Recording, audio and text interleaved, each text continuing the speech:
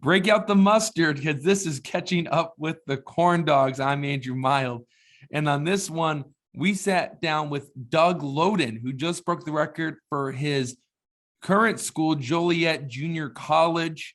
And we asked him what it was like to have broken the record, if he knew he even broke it when it happened. And on top of that, we also asked him, what is a Juco Bandit? For those who've never heard of it, you'll get to find out what it's like on this podcast. It means a great deal to Mr. Doug Loden. And don't forget that Catching Up with the Corn Dogs can be found on the YouTube page where you can like, subscribe, and push the notify button. So whenever we post new content on here, you'll be the first to know. And also, the podcast will be on the Lake County Corn Dogs website. So go on and over there and then enjoy all the Catching Up with the Corn Dog episodes that you can stomach. And with that, let's meet the Juco Bandit, Doug Loden.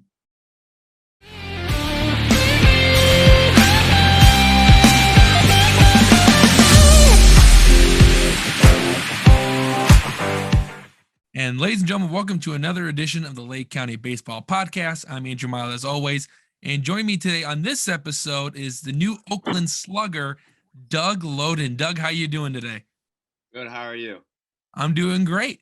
Just can't wait for May and see you guys take the field for the first time. But especially with all the snow on the ground right now here in January. But we're used to that here. Yeah, you're telling me. So the first question I have to ask, because we're going to have to backtrack a couple of years. It was the regional semifinal, Lake Central versus Crown Point, and you hit a big grand slam to give your team a big 4-0 lead that end up winning the game and going to the regional championship. So what kind of feeling did you have once that ball cleared the fence and you just unloaded the bases with one swing? Oh man, that's 3 years ago. Let me backtrack. I mean, honestly, I just, it was just such a special moment that it happened. I was so excited, and I think I just got that feeling like that game was just over. Because when you hit a grand slam against a team like that, their confidence just goes way down, and then your team's confidence goes way up, and you just know you have all the momentum of that game for the rest of the game, and it just felt amazing. After that, just cherishing that moment with your teammates is amazing. So that's what I think it was. So let's see if we can travel back in time 3 years ago. You're getting up to the plate. The bases just got loaded. Was your goal to hit a grand slam, or were you just trying to find a certain pitch in a certain area and drive it somewhere? It was just if he was going to attack me with a fastball, I was trying to barrel up that fastball. I mean, I was just trying to get a base hit. Bases were loaded. All you can do at that point is just get a run in. The best thing to do is hit a grand slam, and that's what happened. But at that point, you're just trying to put the ball in play so your team can score and you get that RBI. It doesn't matter. Ground ball to second base, or, well, not a ground ball to second base, that's a double play, but just a double base hit, you know what I mean? Right. And they always say that once you reach the playoffs, for some reason, the baseball gets a lot smaller than when it was during the regular season. So again, like a grand slam, as you mentioned, it's huge. And as you said it pretty much ended the game right there. And you guys won a big game against a really good Crown Point squad. Yeah. And talking about home runs, last year you were with Joliet Junior College. Yeah. And you hit 16 home runs, which broke the record for most home runs in a single season. So at what point did you think to yourself, oh man, really, I have a shot at breaking this record? I think when I hit my I would say when I hit my eighth home run in a matter, I had 4 going on, and then in a matter of 2 weeks I had 8 to 9 home runs. I was like, all right, now I got a chance. It's just can I keep this mindset of just trying to hit the ball, just be simple up to the plate and not try to do too much. And I kept that approach, and then I tied the record at Elgin. Hit my 12th one, and then that same weekend we played with Bonzi, and I hit my 3rd and 14th home run, and then we played Elgin again later on in the season at home, hit my 15th, and then in the regional, We lost our first game to Wabanzi. We played a 9 a.m. game against Elgin. I hit my 16th, which was a grand slam. So you're so used to hitting grand slams in these regional games then. I guess so. I guess that's what I'm known for. You're kind of like Nick Castellanos in like the worst times. You just automatically hit a home run in regionals. Yeah. Even though he's a great hitter, I'll give it to him. I'll take that. You'll take it? I'll take it. So if I call you Castellanos, it's not just gonna be something random. It's just you'll know about it from now on. I know exactly who he is. Even though he's on the Reds, I'm a big Cubs guy. He played for the Cubs, so I have respect for him. Yeah, I do too. He's a free agent right now. We'll see where he ends up after this lockout ends, if it ever does. Yeah. Hopefully sooner than later. Wouldn't be shocked if he goes West Coast or East Coast. Well, I know it's going to go to a more hitter-friendly ballpark because I don't think he can stand being in Detroit ever again. Yeah, no, not a chance. So you were at Juliet Junior College, and now you're going to Oakland University. What kind of adjustments have you had to make from the JUCO level to the Division I level?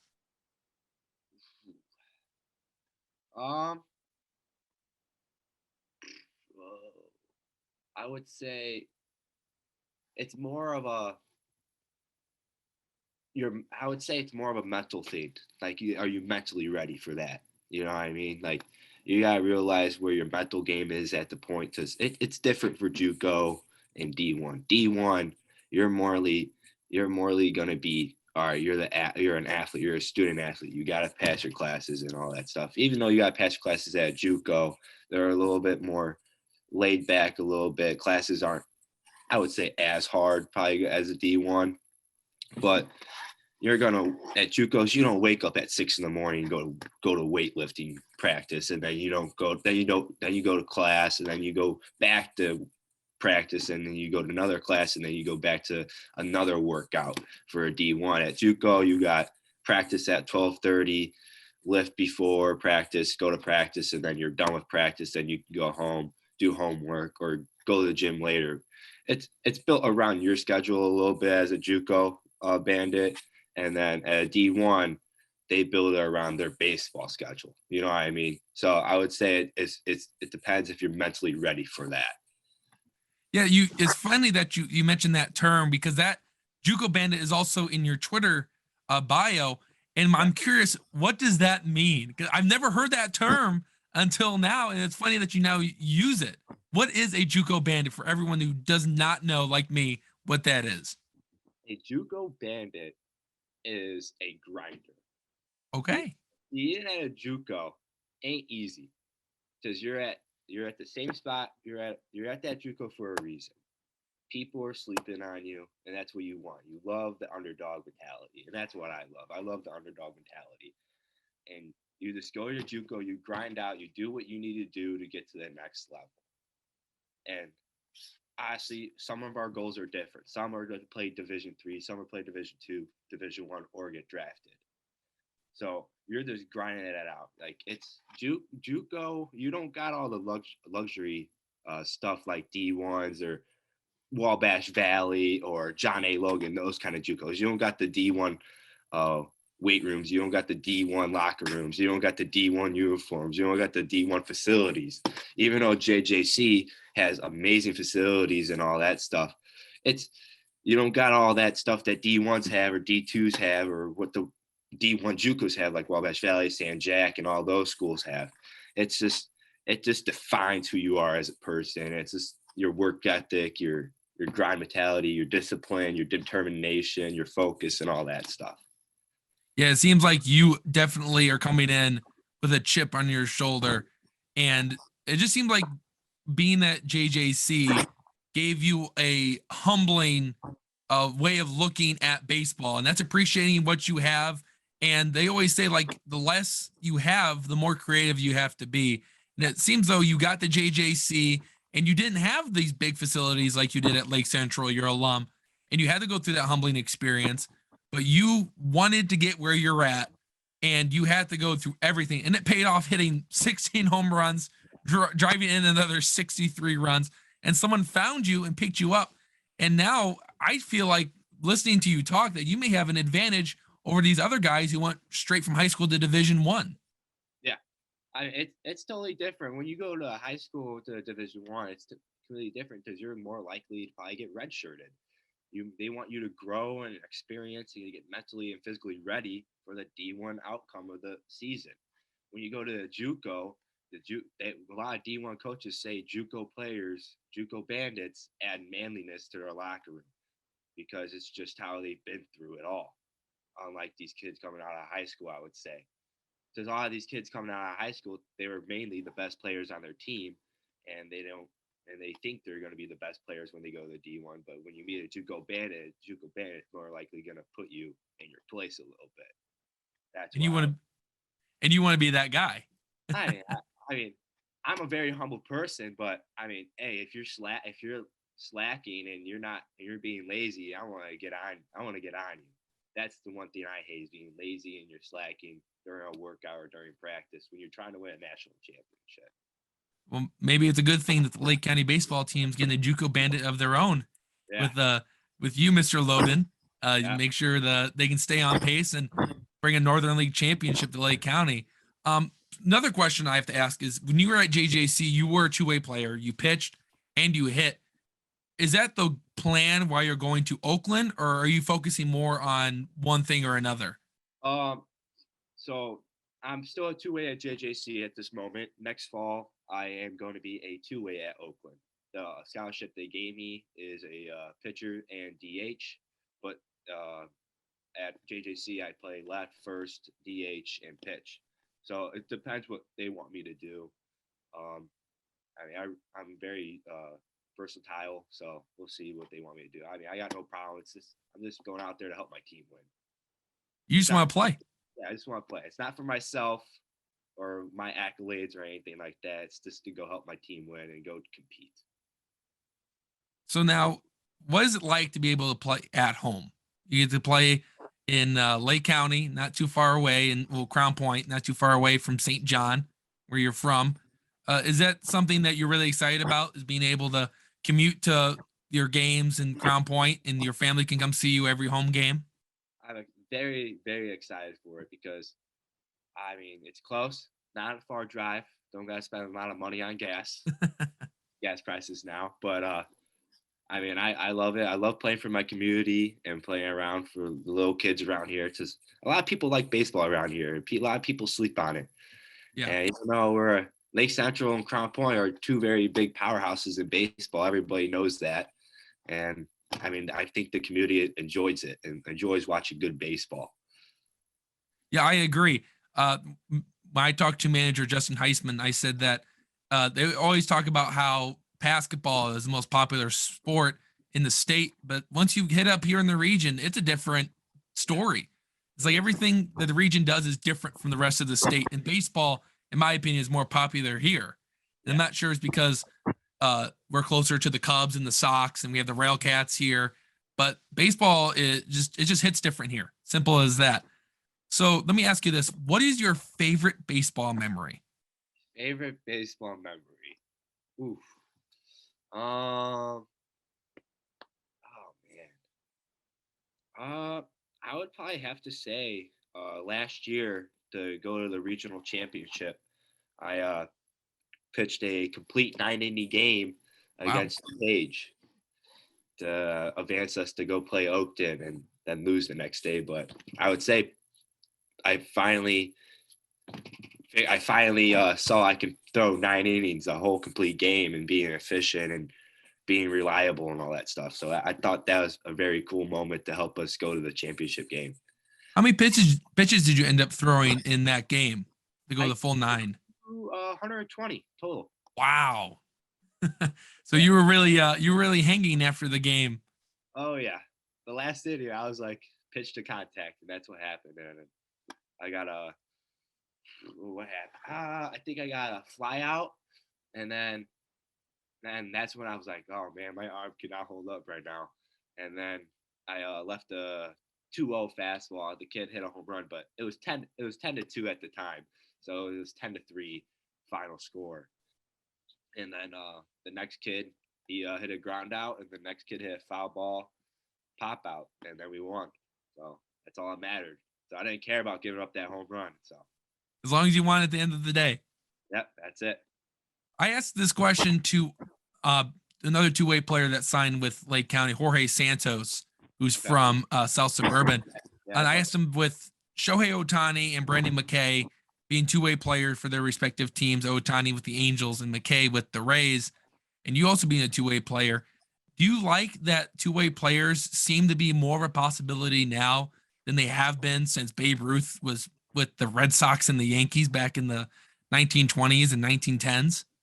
yes, I do. I think two-way players are more utilized now because they can do so much. Like, obviously, if you get a two-way player that can hit the crap out of the ball and also throw the crap out of the ball, why would you not want him on your team?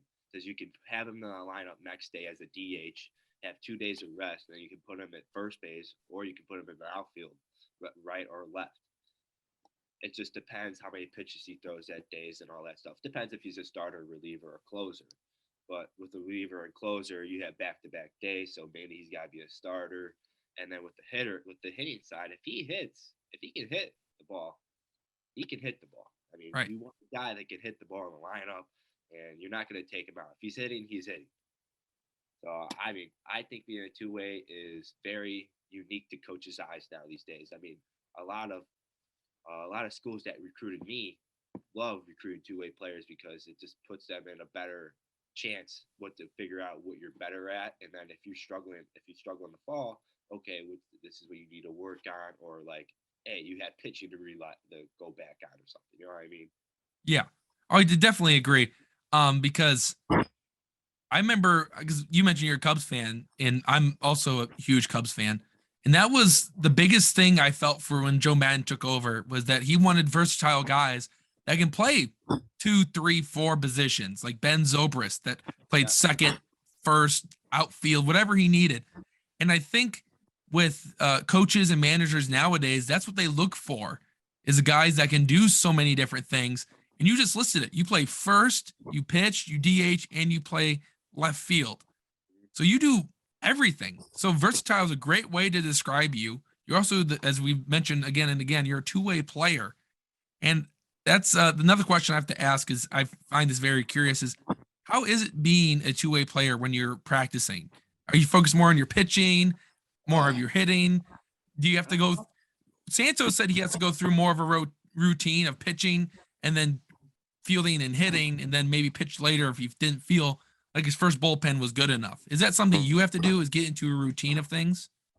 Um, Personally, so me and my coach Braun, the head coach at JJC, we talked before the season, before the fall season, before the fall, what I would do to is like, so I would do what the pitchers would do the whole time, and then when we hit BP, I go hit BP, and then after practice I would do my own stuff that I wanted to work on. So if I wanted to work on more hitting, I go work on more hitting, or if I want to go work on it more first or left, I could go do that.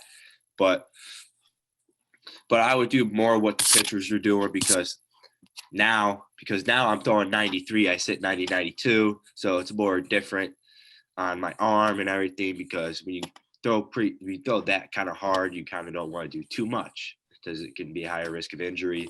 But I mean, I try to find a routine that works best for me, and that the routine that works best for me is like when I focus with the pitchers, and then I can do like know what I'm doing with the pitchers and what's going on, and then when it's time to go hit, I go hit.